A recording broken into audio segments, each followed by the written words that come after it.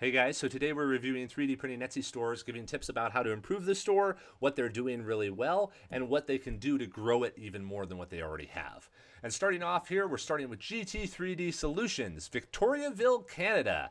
Only 3 sales, but that's okay, getting started out. The logo looks really good, so starting out that's great. Good contact email up here and Facebook links. The header is something you want to fill out and use for your website because then people can find you someplace other than Etsy and they don't have to go into like a description. Okay, let's see what else we got here. The products we've got, only 9 listings. When you're a brand new store, I generally recommend making about 20 listings because that gives you enough experimentation to play with. But it looks like mainly kind of hardware stuff, kind of shop organizer, hooks, and things. Hockey puck shelf display. Canadian. All right. But, and a phone stand. Okay. Right off the bat, product photography looks pretty darn good. Nothing is cropped or odd there. What are the things you've sold so far? So a review for wrestling belt stand. Let's go ahead and look at this. Oh, effectively a trophy stand for wrestling belts. Okay. Okay, nice. A nice niche to focus on there with that. It's a single color. With a single color, you could plug into an API like ours at Slant 3D so that you could have these printed and shipped inside the States. So that's good. You're able to expand that way. What's the pricing on this? Custom okay, so you're charging about $5 for custom logo. That's fair. Pricing is a little bit odd because the pricing is an odd number. Generally, when you price items, you want to hit a round number like 39, 35, that kind of thing, because people are just used to it. When you have odd digits like this, it looks like it's on sale, which might be interesting. I don't have, if people are buying it, then great. But generally, it's easier for folks to latch on to what the price is if there's not a bunch of extra digits at the end there. So I do recommend creating a round number for that. Good title, good SEO. You might use vertical brackets rather than commas because commas don't do as well in search. The description is good, nice and long. You're charging for shipping. Okay, I'm down in the United States, so shipping is $11-12.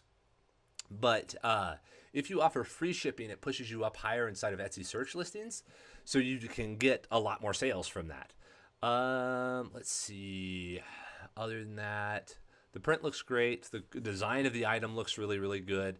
I love how you've separated the stand and the back brace. That's a really good design choice there, just from an engineering kind of standpoint. Okay, let's see what else we got here. Okay, reviews. Been around since 2024, so yeah, brand new store. Good deal. What are these? I want to see what these things are. They look like mechanisms. Oh, they're imprints for cars, house. Oh, those are cool. Those should sell more. Good, you've got a video so that this can get on the TikTok and Etsy will promote it for you. Are you paying for advertising? Cannot tell from here, but do make sure you're running ads against this because ads are so important on Etsy. Again, any advertised listing goes right to the top of the listing. So if somebody says like key holder or key hanger here, you can go ahead and get to the top of the listings.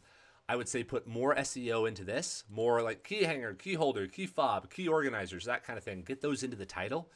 And then don't really hit on custom colors or icons because that's not really search relevant. Not very many people will go looking for custom key hangers. What is the pricing here? Car, okay. Okay, please specify a color of each key ring. Okay, you got multiple colors. You might want to do this as a drop down rather than a text input. That'd be a little bit simpler. But other than that, product photography looks good. You got a video there, good information. Oh, good job. That is great. That iconography is excellent. And a full photo showing it all, really good idea. Some generic hooks. Okay, good.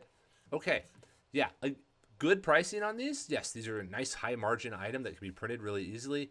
You have to put a chain on it, which makes it a little bit tougher to scale because you have assembly with each one of these things. If you can figure out a way to do... Oh, this is a key. Oh, I didn't realize this before. I apologize. This is a key hook, loop and hook. So you have the main loop hook and then the loop. I thought these were like an added accessory just to have around if you had other stuff. I didn't realize they were the same item. I apologize. Oh, interesting.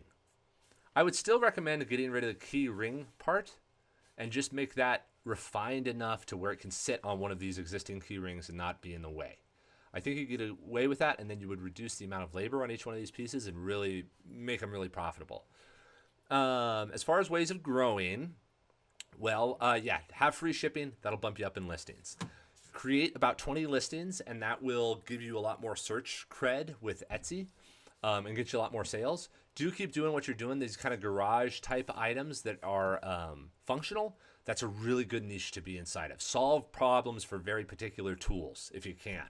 Things like these shower, the CPAP holder. Yeah, that kind of stuff. That is excellent. Those will become some of your best sellers if you're patient there and doing good SEO. Good description. Yeah, do a longer description around the CPAP stuff because people would get that. They'd understand that. Okay, let's see. Oh, it's inside of cleaning supplies and that kind of stuff too. You don't want to be in that category. Change your category. This isn't a cleaning supply. This is like an organizer or an accessory or a tech product or something like that. The other thing you can do, since all your prints are single colors, if you want to get distribution in the United States without having to pay international shipping and not having to wait long periods of time for that international shipping so your customers buy more quickly, you can use a print-on-demand plugin like at Slant 3D, where you can just upload a 3D model and then match it to materials and stuff inside of the app. And then whenever an order comes through for that item, we print and ship it to them. And since we're based in the United States, we're able to print and ship those items directly to customers so that you can give it cheaper to customers in the United States and faster because you have access to hundreds of 3D printers.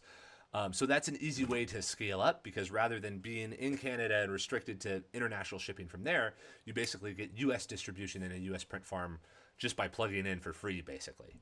But other than that, the store looks good, logo looks good. It's a really good start, just some tweaks around the edges and a little bit more scaling and growth there, and that'll be great.